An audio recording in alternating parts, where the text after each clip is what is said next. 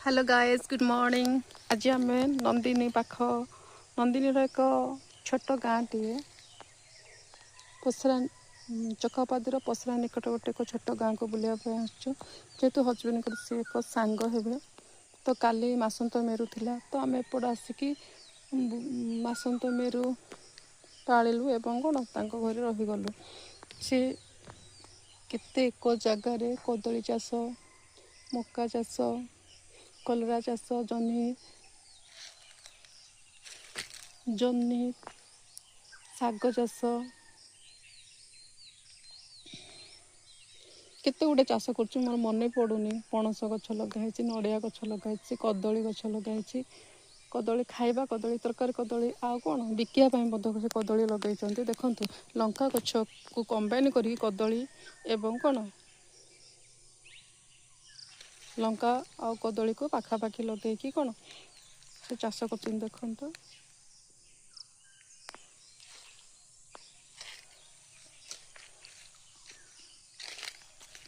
लंका गछरे केते सुंदर भाव फली।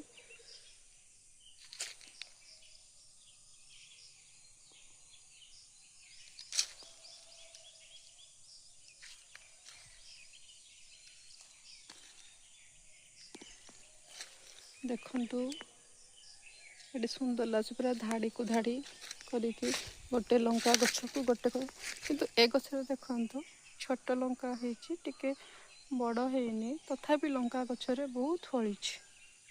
देखु कदली गछ लंका गछ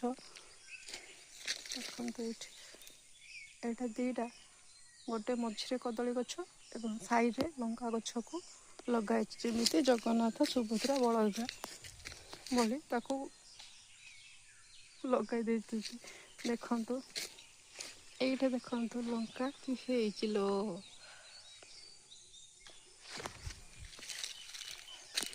देखु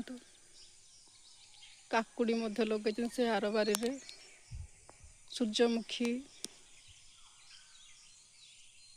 देखु प्रति लाइन रे कदली गछ लंका गछ देखो बहुत सुंदर लगुच। ये गछरे कौन है कंचा गछ कंचा लंका को दीटा आमर कौन दीटा लंका ये आ गोटे